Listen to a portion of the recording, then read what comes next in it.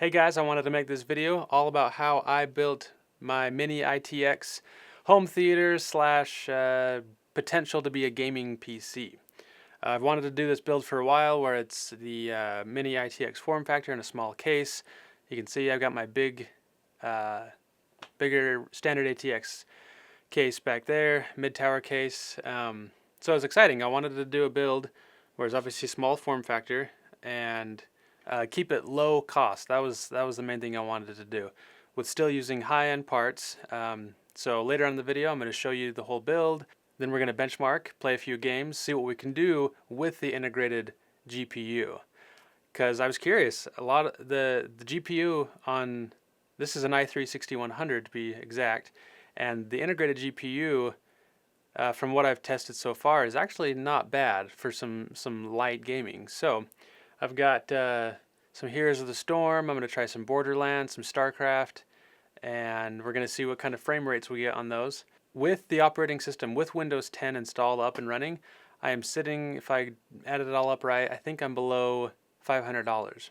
So you see a lot of videos that of people building these gaming computers, and they don't include the price of an operating system.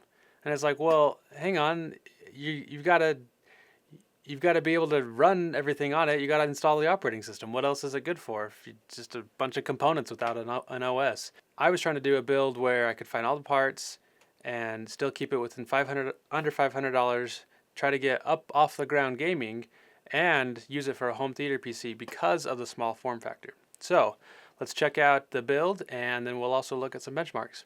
Nvidia, right in the middle of making this video, they announced their GeForce GTX 1050. So I was able to get this Zotac brand from Newegg for only $109. They have the 1050 Ti, which has 4 gigs of memory, and this one only has 2, but it's got some great features: Pascal, Ansel, G-Sync, DirectX 12, Vulkan.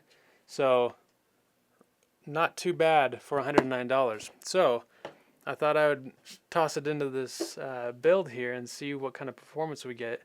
The i3-6100, which is what we've got here, is a very capable budget CPU, and we've got a 240 solid state Corsair drive. This one was really cheap. I found it on Amazon for an Amazon exclusive deal. I think it was only $58 for 240. Pretty good.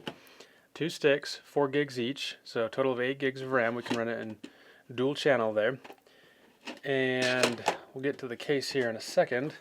This is a Gigabyte H110N motherboard. I've never built a Mini ITX build, and this motherboard really is small. I mean, it's just the minimum of what you need. 2 gigs or 2 sticks of memory, DDR4, 1 PCI Express slot, 3 SATA. It does have the option to upgrade your Wi-Fi. Put a little adapter here, and it even has the slots there for it, and an M2 solids or M2 PCI Express slot on back. So that's pretty cool. So nice little motherboard. Hopefully it'll do us good. Last 2 things, we got a nice Corsair semi-modular power supply, 450 watts, more than plenty. This is the Elite 110 by Cooler Master, I believe. And the first time I just barely opened this, so let's take a look. And as far as ports go in the front, looks like we got 2 USB 3, microphone, headphone. I think that's our that's our hard drive indicator light, and looks like a little reset switch. So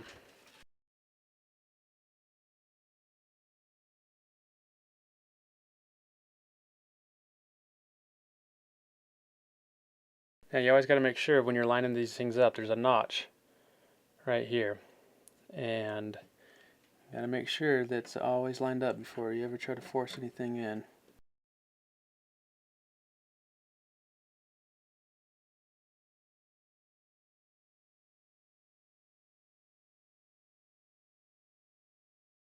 We are looking good. We've got memory installed, CPU installed. Next thing to do is make sure we got hard drive ready to go. So, in your motherboard box, there's our SATA cable right there. Okay, so we got these 4 installed, and let's kind of just see how we want to work this. Looks like it just kind of fits in there on the side, like that. So it just slides in on the side with those rubber grommets. Already screwed it in. You can kind of see. It's kind of cool. It's kind of a neat little thing. So let's grab our power supply.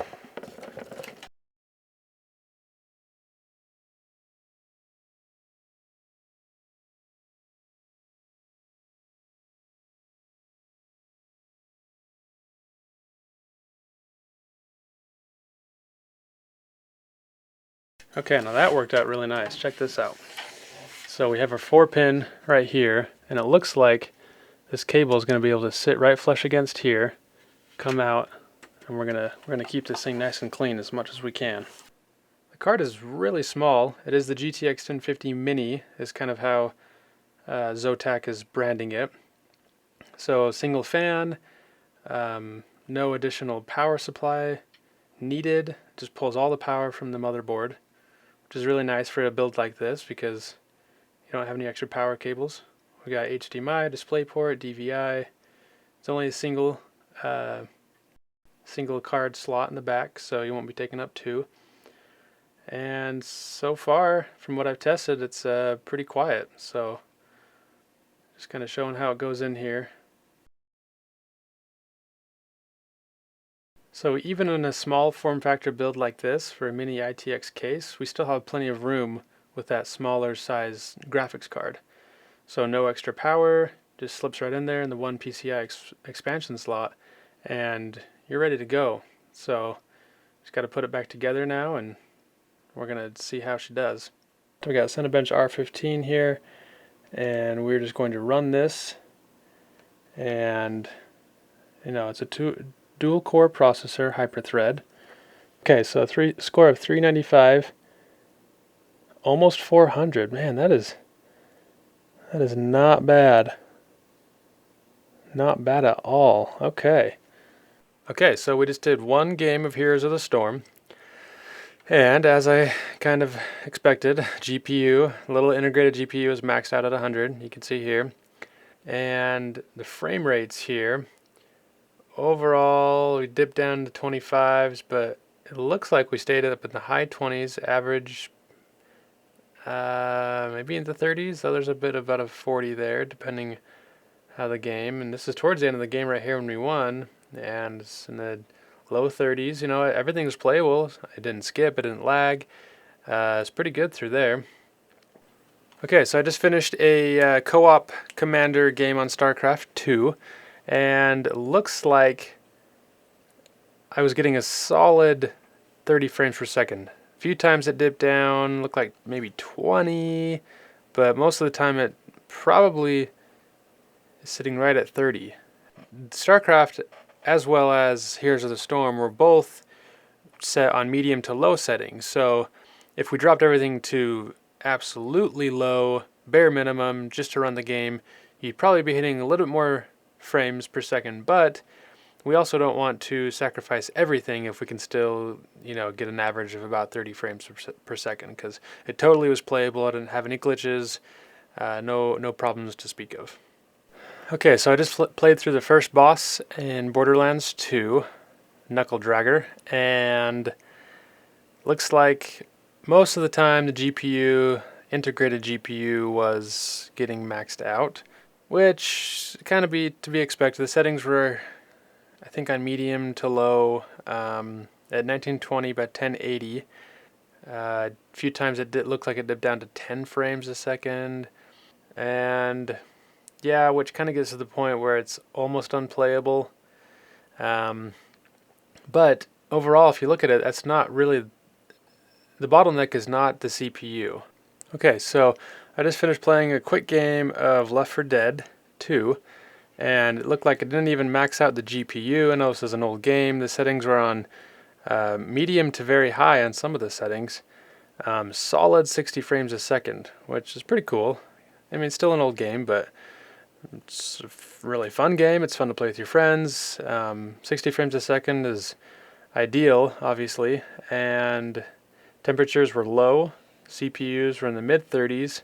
Okay, so now these benchmarks are with the GTX 1050, and this is from Crysis 2 running on extreme settings. You can see at the beginning of the graph here, I had on ultra settings, and the frame rate was starting to dip a little bit into the 30s, and I really wanted to hit that 60 frames a second, so I kept it at extreme settings, and from that point, you can see there, it was a solid 60 frames a second, and it was awesome.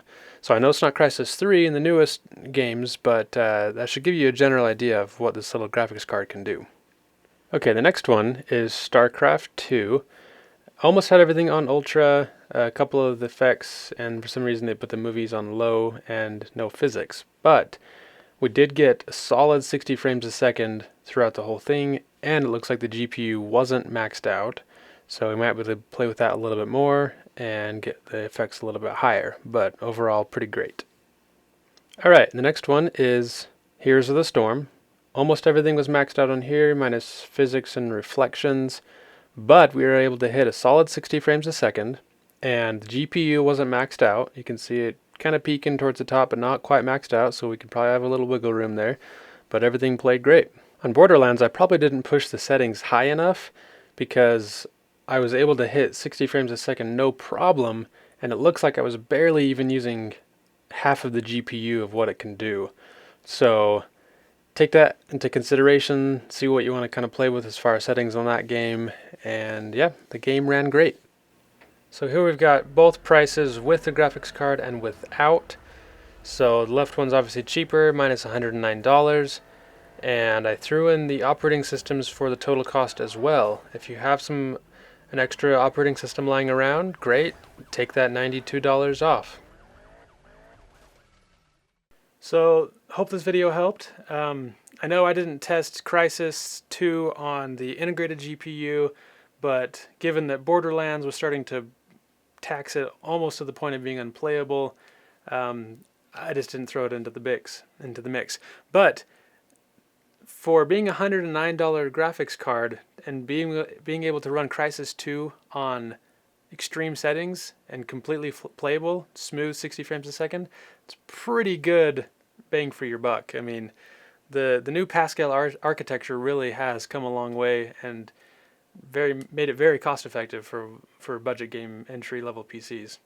Let me know if I can help answer any questions in the comments, and we'll see you later.